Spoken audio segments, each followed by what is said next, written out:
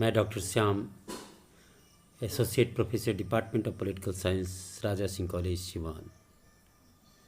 आज मैं BA honours part 2 के छात्रों के लिए एक व्याख्यान प्रस्तुत कर रहा हूँ। उसका शीर्षक है अमेरिकी एवं ब्रिटिश राजनीतिक दल, American and British political party and comparative study. हम तुलनात्मक राजनीति में राजनीतिक दलों का अपना विशिष्ट महत्व देखते हैं। ये राजनीतिक दल अदृश्य सरकार के रूप में कार्य करते हैं तथा सरकार को गति प्रदान करते हैं। इनका प्रमुख जो भूमिका है वह अमूर्त मतदाताओं को मूर्त रूप प्रदान करना है। इसलिए इसे जनतांत्रिक व्यवस्था के अंतर्गत लाइफ ब्लड ऑफ डेमोक्रेसी की संज्ञा दी जाती है। ब्रिटेन या अमेरिका में कार्यरत राजनीतिक दलों की भूमिका का विश्लेषण इनकी राजनीतिक संस्कृति और राजनीतिक पद्धति की संरचनात्मक पद्धति के आधार पर किया जा सकता है। एडवर्ड ए सिल्स ने इन राज्यों की राजनीतिक पद्धतियों को विकसित प्रजातांत्रिक राज्यों की श्रेणी में रखा है। यद्यपि इनकी भूमिका इन राज्यों में अलग अलग विकसित हुई है, इस भिन्नता का मुख्य कारण राजनीतिक व्यवस्था की भिन्नता एवं राजनीतिक संस्कृति में भिन्नता मानी जा सकती है। जैसा कि हम जानते हैं कि ब्रिटेन में पार्लियामेंट्री या संसदीय सरकार है, जबकि अमेरिका में अध्यक्षीय सरकार है। तुलनात्मक पद्धति की दृष्टि से हम देखें तो इंग्लैंड और अमेरिका दोनों में ही कम्पिटिटिव बाई पार्टी सिस्टम है, यानी दो विरोधी दलों में सत्ता के लिए संवैधानिक माध्यम से प्रतिस्पर्धा जारी रहता है। इन दोनों ही राष्ट्रों में दो राजनीतिक दलों की प्रधानता कायम है। इंग्लैंड में देखें कंजर्वेटिव एवं लेबर पार्टी तथा अमेरिका में रिपब्लिकन एवं डेमोक्रेटिक पार्टी की मध्य सत्ता के लिए निरंतर संघर्ष कायम रहता है। इनमें से एक पार्टी प्रायः सत्ता में रहती है और एक पार्टी प्रायः विपक्ष में रहती है। दो दलों के मध्य प्रतिस्पर्धा के बावजूद ब्रिटेन में लिबरल पार्टी का काफ़ी लंबे समय तक महत्व कायम रहा है और आज भी सेंट्रलिस्ट पार्टी के रूप में इसकी महत्ता कायम है। 20वीं सदी में लेबर पार्टी के उद्भव एवं विकास के बाद इस दल के महत्व में कमी आ गई। ब्रिटेन एवं अमेरिका में दो प्रतिस्पर्धी दलों के अलावा अन्य दल भी कायम रहे हैं, लेकिन इन दलों का महत्व काफ़ी सीमित रहा है। वास्तविक प्रतिस्पर्धा परस्पर दो विरोधी दलों के मध्य राजनीतिक सहभागिता के लिए कायम रहा। इन दोनों देशों में राजनीतिक दल विभिन्न स्तरों पर एक दूसरे के प्रतियोगी बने रहते हैं, लेकिन यह प्रतिस्पर्धा कट थ्रोट कंपटीशन नहीं होता, क्योंकि इन देशों की राजनीतिक संस्कृति काफ़ी परिपक्व बन चुकी है और राजनीतिक दलों के मध्य प्रतियोगिता औचित्य के आधार पर संचालित होती है। क्योंकि विभिन्न राजनीतिक दलों के मध्य जो सहमति है उसका क्षेत्र काफ़ी विस्तृत रूप में व्याप्त रहता है, यानी सहमति अधिक पाई जाती है। ये जनतांत्रिक माध्यम में विश्वास करते हैं और संवैधानिक माध्यम से सत्ता की प्राप्ति का प्रयास भी करते हैं। विचारधारात्मक दृष्टि से इन देशों की दलीय पद्धति में भिन्नता कायम है। इंग्लैंड में कंजर्वेटिव एवं लेबर पार्टी में स्पष्ट विभाजन है, स्पष्ट उनमें भिन्नता है। हरमन फाइनर के अनुसार अनुदारवादी दल, जैसा कि इसके नाम से ही स्पष्ट है, यह राजतंत्र, चर्च, शक्तिशाली सत्ताधारी दल एवं व्यक्तिगत संपत्ति का समर्थक है। यह ब्रिटिश जाति की श्रेष्ठता का तथा बहुत हद तक उपनिवेशवाद का भी समर्थक रहा है। लेकिन 1945 के बाद इसकी भी नीतियां प्रगतिशील होने की दिशा में अग्रसर हो गई है। इस परिवर्तन का मुख्य कारण यह है कि युवा वर्ग द्वारा दल की प्रगतिशील नीतियों के लिए निरंतर दबाव डाला जाता रहा है। इसी के अंतर्गत दल द्वारा 1949 में 1949 में दलीय नीति की घोषणा के अंतर्गत मेंटेनेंस ऑफ फुल एम्प्लॉयमेंट की नीति की घोषणा की गई।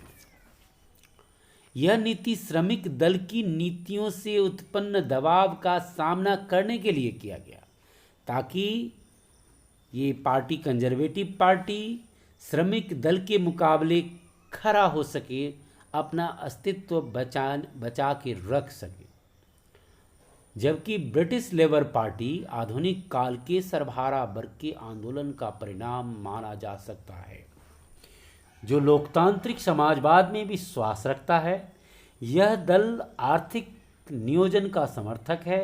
यह समाजवाद से अधिक समानता का समर्थक है। यह हर व्यक्ति के आर्थिक, राजनीतिक एवं सामाजिक समानता का समर्थन करता है।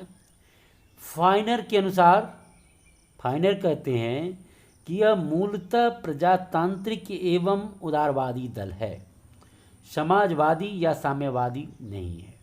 फाइनर के ही शब्दों में, it is inspired by the Bible then Das Kapital, यानी ये लेबर पार्टी जैसा ये समाजवाद में विश्वास रखता है, इसके बारे में फाइनर कहते हैं कि यह दास कैपिटल की तुलना में बाइबल से ज़्यादा इंस्पायर्ड है।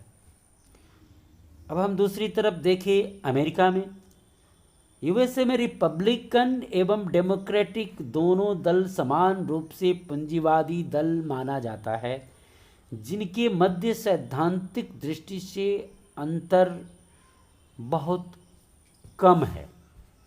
दोनों ही दल व्यक्ति की व्यक्तिगत पूंजी, स्वतंत्रता एवं उदारवादी प्रजातंत्र के समर्थक हैं।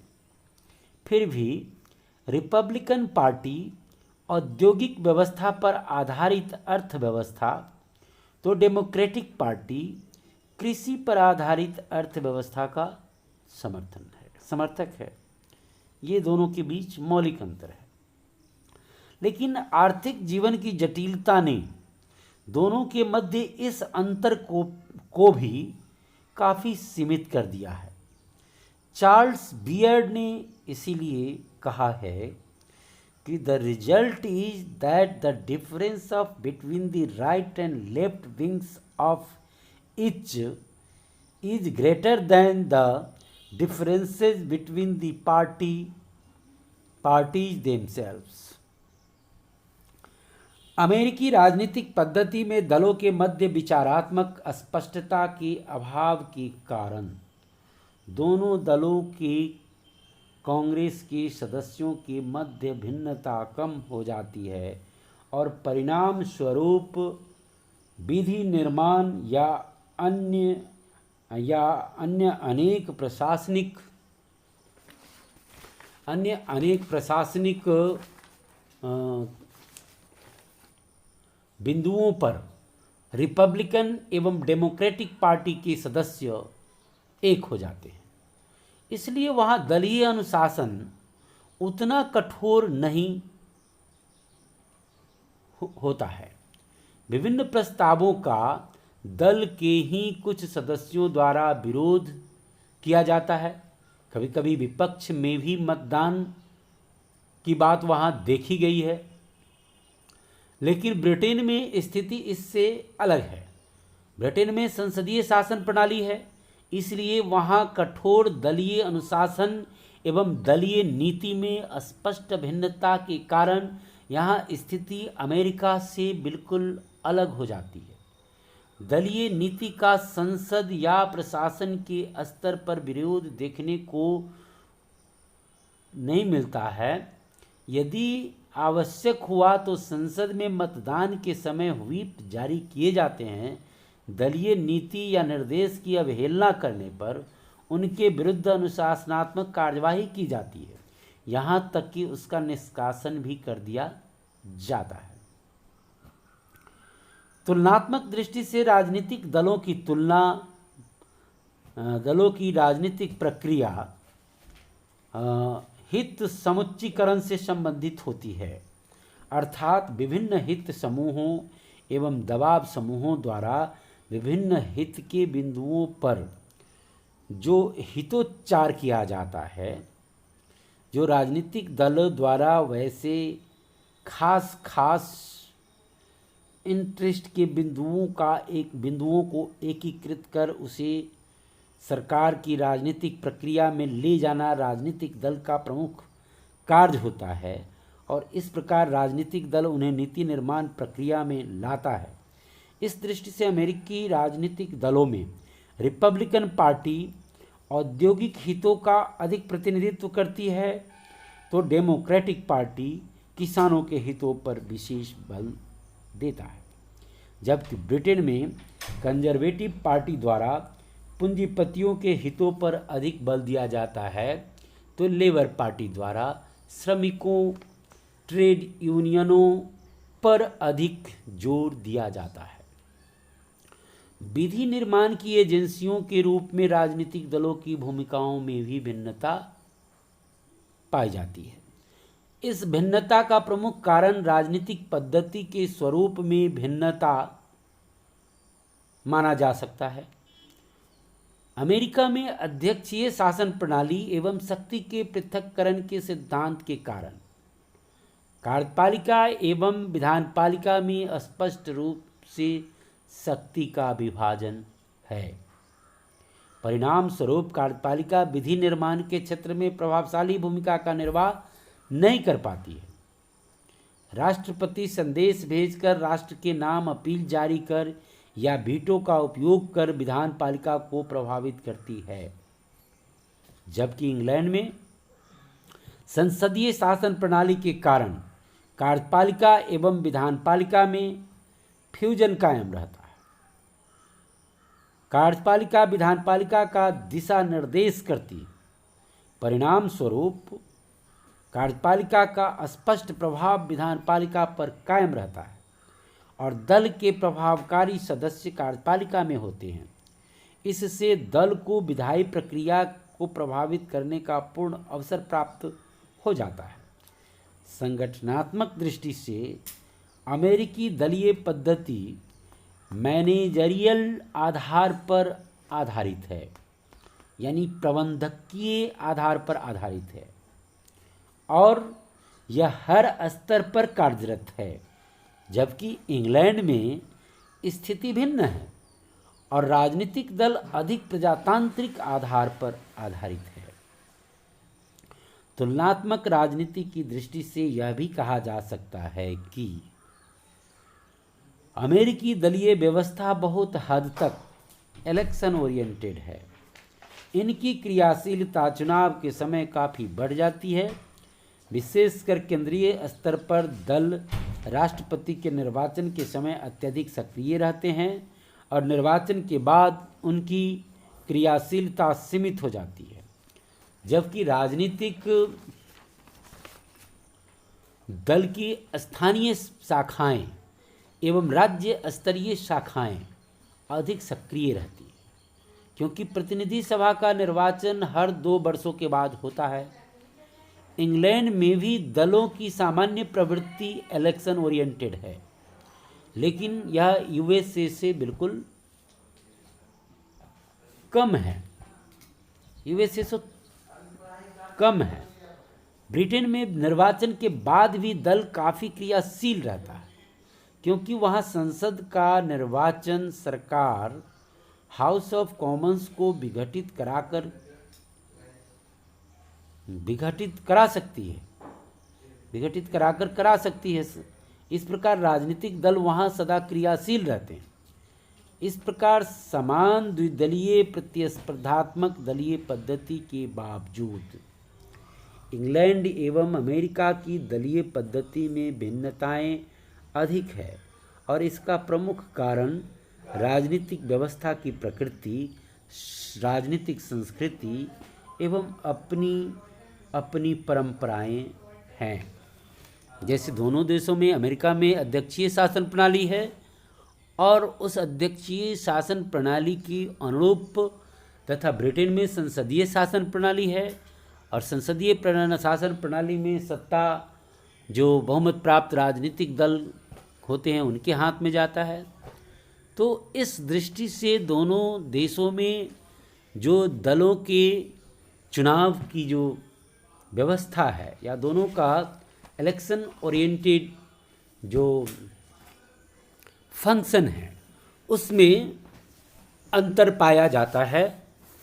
ये ब्रिटेन में दलीय प्रतिबद्धता हमेशा कायम रहती है, सदस्यों की, राजनीतिक दल की हमेशा कायम रहती है और इसको कायम रखने की कोशिश की जाती है। जबकि अमेरिका में ये दलीय प्रतिबद्धता खास करके चुनाव के समय देखी जाती है और चुनाव खत्म होने पर ये दलीय प्रतिबद्धता कम हो जाती है। धन्यवाद।